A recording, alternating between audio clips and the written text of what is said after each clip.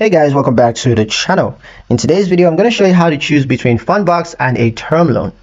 When you're weighing funding options, it often comes down to flexibility versus structure. In this video, we're going to help you decide whether Fundbox's revolving line of credit or a traditional term loan fits your business best. First step, understand the key difference. Fundbox offers a revolving line of credit, which means that you can borrow, repay, and reuse funds as needed, like a business credit card.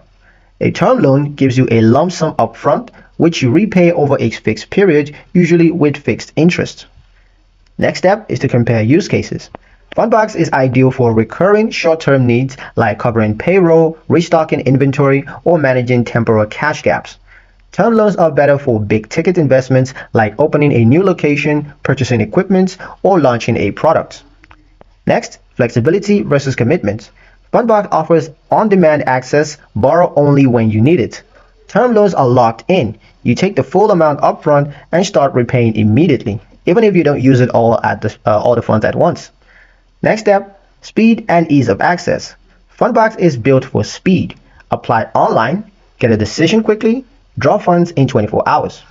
Term loans take longer, more documentations, credit checks, and often requires collateral.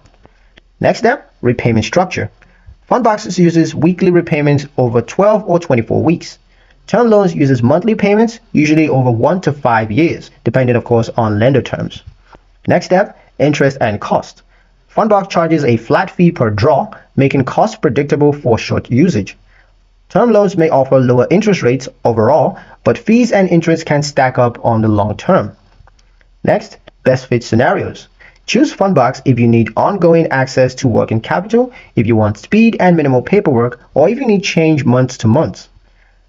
Choose a term loan if you have a large defined expense coming up, if you can qualify for favorable long-term rates, or if you want longer repayment terms. And that's pretty much it for the video, guys. Hope you liked it. Hope you found the information here useful enough. If you did, like, share, and subscribe for more helpful tutorials. Thank you guys for watching, and I'll see you in the next one.